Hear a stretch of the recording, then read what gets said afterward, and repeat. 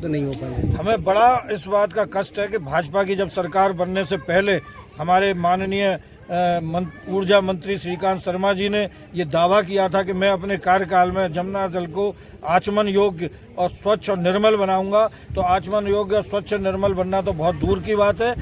आज स्थिति ये है कि पहले तब भी हम लोग प्रयास करके कुछ नालों को रुकवाया करते थे। आज तो खुलेआम पूरी यमुना में इतने नाले गिर रहे हैं, इतनी गंदगी है कि हमें उम्मीद नहीं है कि आने वाले समय में जिस प्रकार की ये अफसरशाही यहाँ मथुरा जिले में चल रही है, ये लोग कभी भी यमुना को शुद्ध होने देंगे। ना तो हमारे राजनीतिक लोगों में इच्छा शक्ति है यमुना को शुद्ध करने की, और ना ही यहाँ के अफसर लोग चाहते हैं।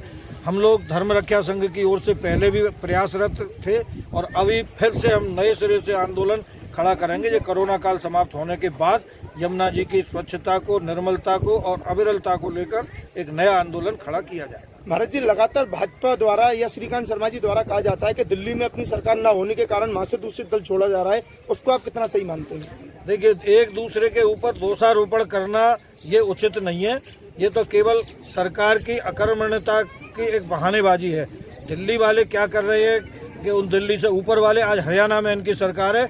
यमुना जी जो हमारी बंधक बनाई हुई है वो दिल्ली वालों ने नहीं बनाई, वो हमारे हरियाणा के लोगों ने बनाई हुई है और हरियाणा में भाजपा की सरकार है। अगर आज भाजपा के जो बड़े नेता हैं, भाजपा का नेतृत्व चाहे तो यमुना मैया हरियाणा से मुक्त होकर अविरल रूप से हमारे ब्रज में जैसे पहले बहा करती थी ऐसे अब भी बह सकती है। स्थिति हो रही है कुंभ निकलने के बाद में, यहाँ पर कोई सफाई व्यवस्था नहीं है, आपत्तिजनक चीजें यमुना में बह रही हैं, क्या कहेंगे इसके लिए?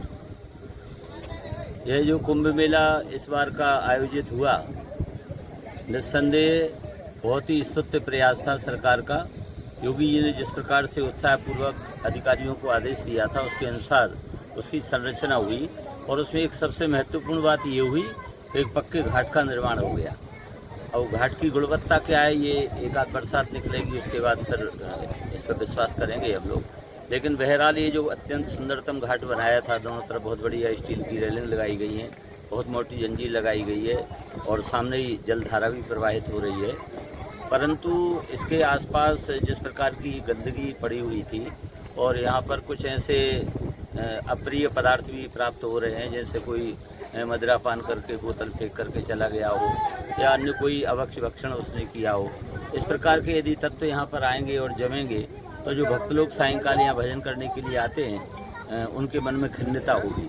पर मैं देख रहा हूँ कि यहाँ पर प्रकाश की कोई व्यवस्था नहीं है, क्योंकि हमारे यहाँ प्रायः ब्रह्म मुहूर्त में स्नान होता है और रात्रि में देर तक यमुना भक्त यमुना तट पर बैठ करके भजन करते हैं, तो उसकी व्यवस्था यहाँ पर सुचारू रूप से होनी चाहिए।